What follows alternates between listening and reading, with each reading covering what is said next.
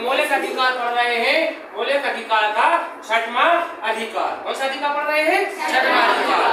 हमारे कितने मौलिक अधिकार हैं? 6। कितने मौलिक अधिकार हैं? 6। तो जो छठवें नंबर का हमारा मौलिक अधिकार है उसका नाम है संवैधानिक उपचारों का अधिकार। क्या है उसका नाम? संवैधानिक उपचारों का अधिकार। ये जो संवैधानिक उपचारों का अधिकार है, ये पांचों अधिकार जो हमारे 6 अधिकार हैं उनमें से पांचों अधिकारों के अधिकार की रक्षा करता है। संवैधानिक उपचारों का अधिकार है जो हमारे 5 अधिकार हैं, समानता का अधिकार, स्वतंत्रता का अधिकार, शोषण के विरुद्ध अधिकार, धार्मिक स्वतंत्रता का अधिकार एवं शिक्षा एवं संस्कृति का अधिकार। इन पांचों अधिकारों में से यदि हमारे किसी एक भी अधिकार की क्या होती है?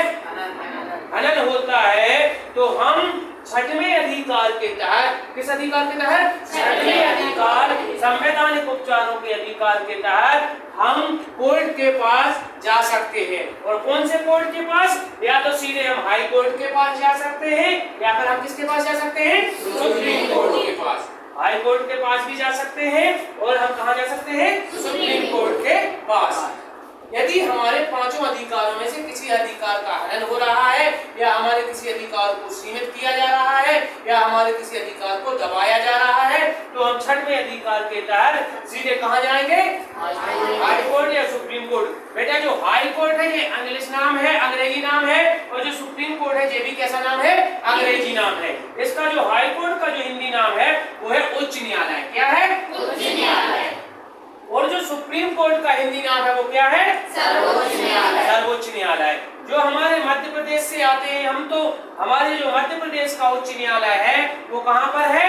जबलपुर में। हमारे मध्य प्रदेश का जो उच्च न्यायालय है वो कहाँ पर है? जबलपुर में। और जो हमारे भारत का सर्वोच्च न्यायालय हमारे देश का सबसे बड़ा न्यायालय है। सर्वोच्च न्यायालय हमारे देश का क्या है? सबसे बड़ा न्यायालय है। तो सर्वोच्च न्यायालय हमारे देश का कहाँ पर है? दिल्ली में। और उच्च न्यायालय हमारे मध्य प्रदेश का कहाँ पर है? जबलपुर में। अब उच्च न्यायालय की भी बेटा 2 शाखाएं हैं। क्या है?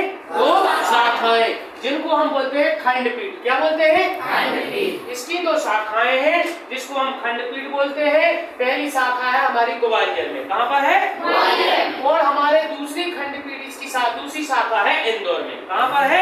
इंदौर में। तो हमारे मध्य प्रदेश के उच्च न्यायालय जो जबलपुर में स्थित है इसकी 2 शाखाएं हैं। कितनी शाखाएं हैं? 2 शाखाएं। एक शाखा कहाँ पर है? ग्वालियर में। और दूसरी शाखा कहाँ पर है? इंदौर में। तो हम इन शाखाओं में भी जा सकते हैं यदि हमारे अधिकारों का हनन हो रहा है।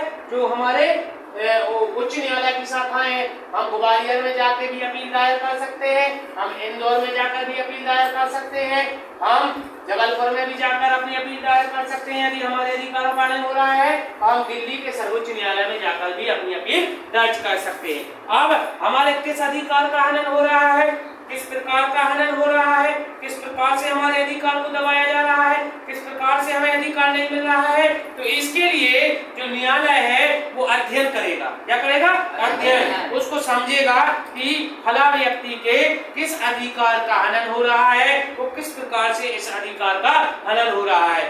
तो फिर हमारे जो न्यायालय है वो रिट जारी करते हैं। क्या जारी करते हैं? रिट जारी, जिसको हम संवैधानिक रिटें भी बोलते हैं। क्या बोलते हैं? संवैधानिक रिटें। तो बेटा जो रिटें हैं जो 5 प्रकार की रिटें हैं। कितनी प्रकार की? 5 प्रकार। और 5 प्रकार की रिटें हमारा न्यायालय जारी करता है। कितने प्रकार की? 5 प्रकार की रिटें।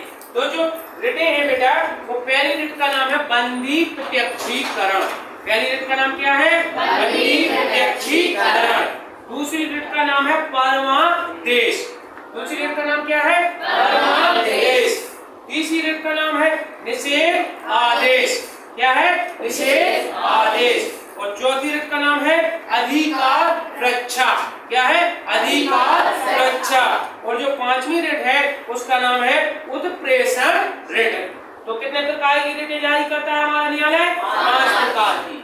5 प्रकार की अलग अलग 5 प्रकार के मामलों में 5 प्रकार की रिटें जारी करते हैं न्यायालय। कितने प्रकार की? 5 प्रकार की। जिसका पहली रिट का नाम है बंदी प्रत्यक्षीकरण, दूसरी रिट का नाम है परमादेश, तीसरी रिट का नाम है निषेधादेश और चौथी रिट का नाम है अधिकार परीक्षा और पांचवी रिट का नाम है उत्प्रेषण रिट।